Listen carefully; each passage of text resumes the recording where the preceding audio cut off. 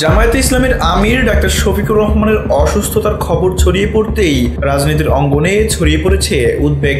সোহরাওয়ার্দী উদ্যানে চলমান সমাবেশে বক্তব্য দেওয়ার সময় হঠাৎ করেই শারীরিকভাবে অসুস্থ হয়ে পড়েন তিনি। প্রচণ্ড গরম আর জনসমাগমের মধ্যে কয়েকবার অসুস্থ হয়ে পড়লেও দৃঢ় মনোবলে বক্তব্য শেষ করেন তিনি। পরে দ্রুতই তাকে হাসপাতালে নেওয়া হয় চিকিৎসার জন্য। ঘটনার পরপরই বিএনপির পক্ষ থেকে উদ্বেগ প্রকাশ করেন দলের ভারপ্রাপ্ত চেয়ারম্যান তারেক রহমান। তিনি দলের মহাসচিব মির্জা ফখরুল ইসলাম আলমগীরকে ফোন করে জামায়াত ইসলামীর আমিরের অসুস্থতার খোঁজ খবর নিয়েছেন এবং তার সুস্থতা কামনা করেছেন।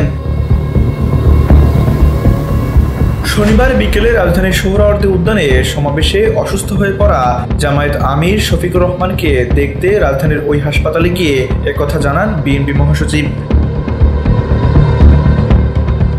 জামায়াত আমিরকে মির্জা ফখরুল ইসলাম আলমগীর বলেন, আমাদের দলের ভারপ্রাপ্ত চেয়ারম্যান সাহেব বেশ উদ্বিগ্ন।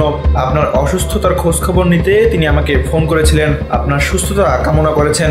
তখন জামায়াত আমির বলেন, বিএনপির ভারপ্রাপ্ত চেয়ারম্যানকেও আমার পক্ষ থেকে সালাম দেবেন। বিএনপির মিডিয়া সেলের ফেসবুক পেজে শেয়ার করা এক ভিডিওতে এ তথ্য জানানো হয়েছে। তানভীর আহমেদ, এনপিবি নিউজ।